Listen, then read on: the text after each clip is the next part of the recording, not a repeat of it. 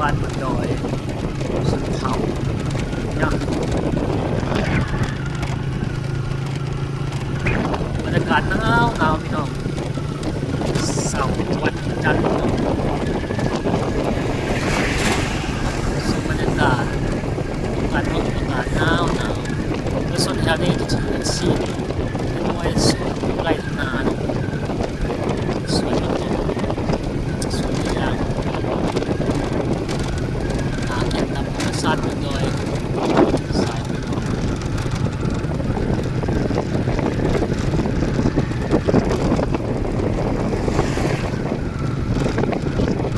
น้อยนี่อย่างน้อย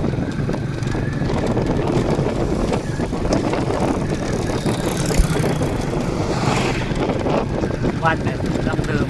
ประเพณีเก่าแก่ฝั่งลาวไทย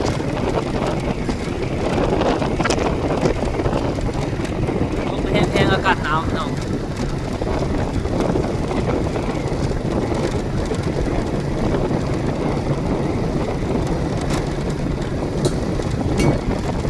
เย็บหน้าสุวรรณภูมิเนาะ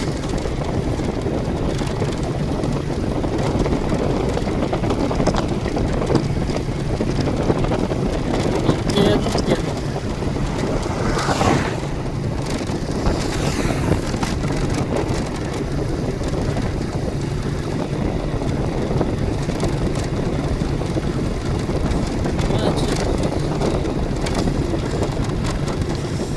นี่จะเป็นสายภูหลวงซึ่งยาวที่สุดในลาวในประเทศลาวเนาะหมู่บ้านกระต้นเสือกระยิกเสือขึ้นกับเมืองปากซองแผนจะประสักพี่น้องก็จะถึงประเภทผี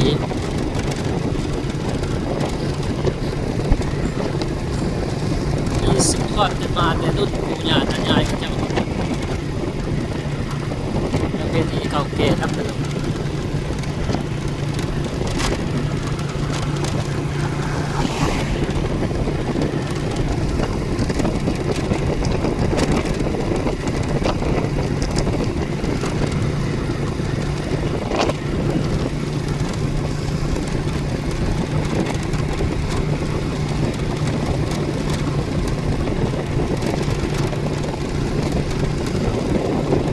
และเครื่องกูฮานพี่น้อง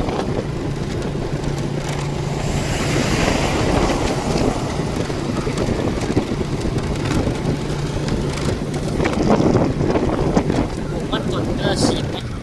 ฉีดรับมันจะ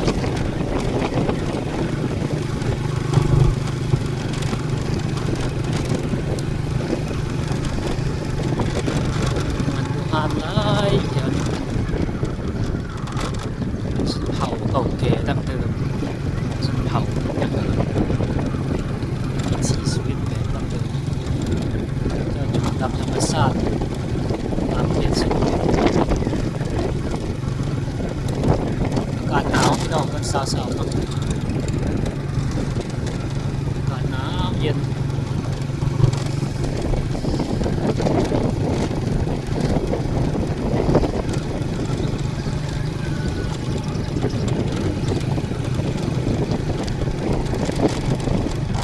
แซ่บผู้สาวก็ขาย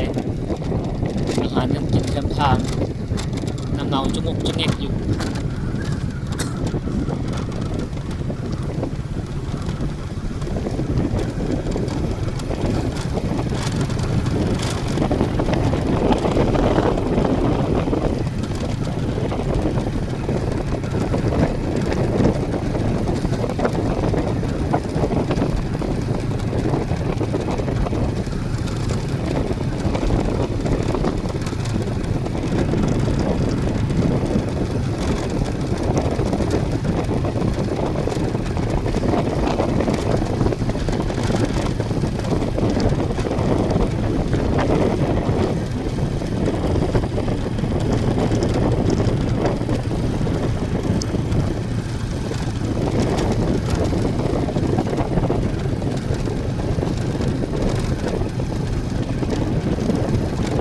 วิวงามวิวสวยพี่น้อง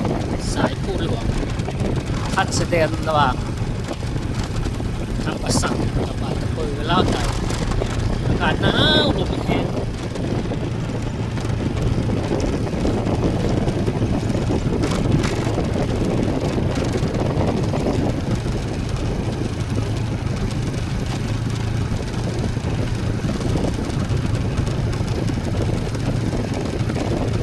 วิวงามเนาะ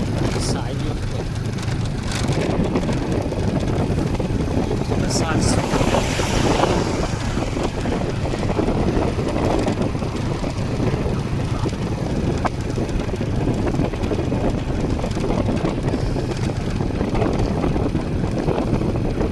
นี่จะเป็นธรรมชาติแบบทางฝั่งลาวใต้ในส่วนของประเทศลาว